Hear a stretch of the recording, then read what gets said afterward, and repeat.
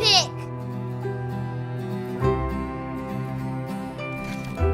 It's got like jetpacks, slots where you can put different CDs and things in. And would that robot be your friend?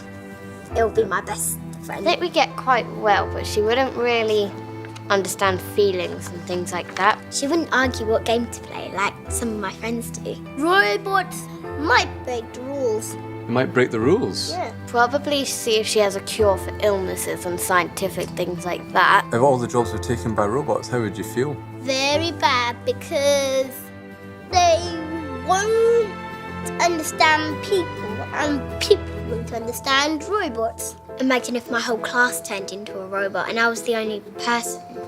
I would be like, what is happening to this world? Of course, the children are right. We are heading towards a new world where all jobs could, in theory, be done by robots.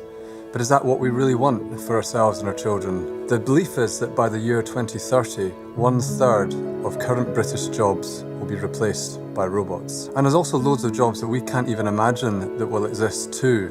But the question is, what will the balance be? There's a very real risk that the pace of technology development will be much quicker than our preparedness.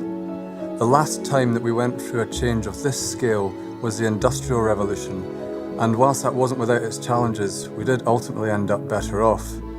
But crucially, will that be the case this time? There are some urgent questions that we need to answer. Firstly, how do people maintain a sense of purpose? Secondly, how do we harness the benefits of robots for the greater good? And thirdly, as we go through this transition, how do we ensure that the safety nets in society are right to ensure that we prevent social unrest or even simply maintain social cohesion? It's up to our generation to take responsibility for ensuring the security of the next generation. Join the discussion today at hymans.co.uk. Legacy begins today.